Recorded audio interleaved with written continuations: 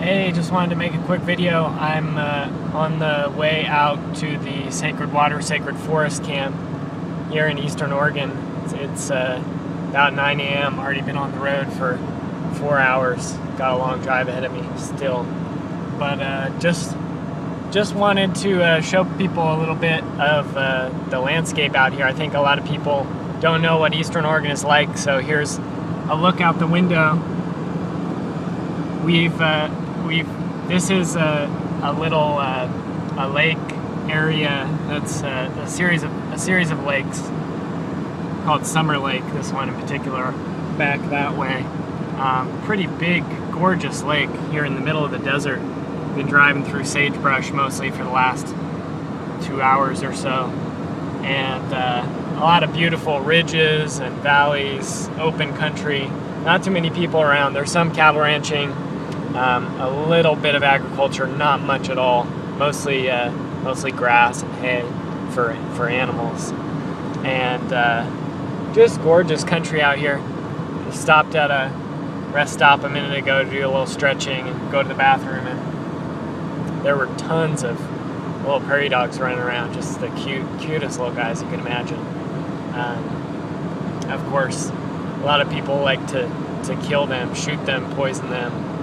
And their populations are pretty far reduced from their historical numbers. I don't remember exactly how much they're reduced. There's a great Resistance Radio interview with a guy named Kon Slobodchikov, if I'm pronouncing that right, who's an expert in prairie dogs and especially prairie dog communication and language. They're very social creatures, so they have quite a lot of communication.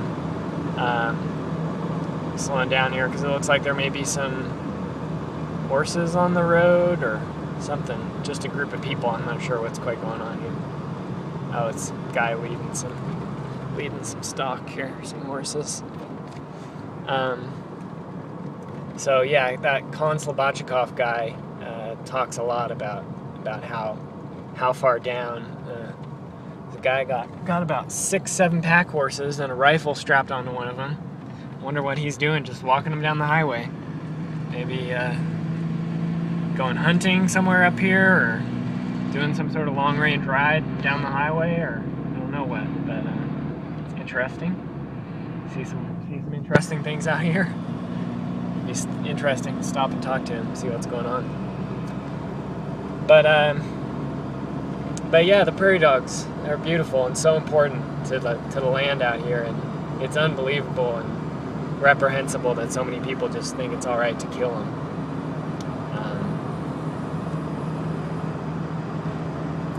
I went to a talk the other day in Eugene that was put on this woman, Jessica Campbell, from a group called Rural Organizing Project, which works here in Oregon.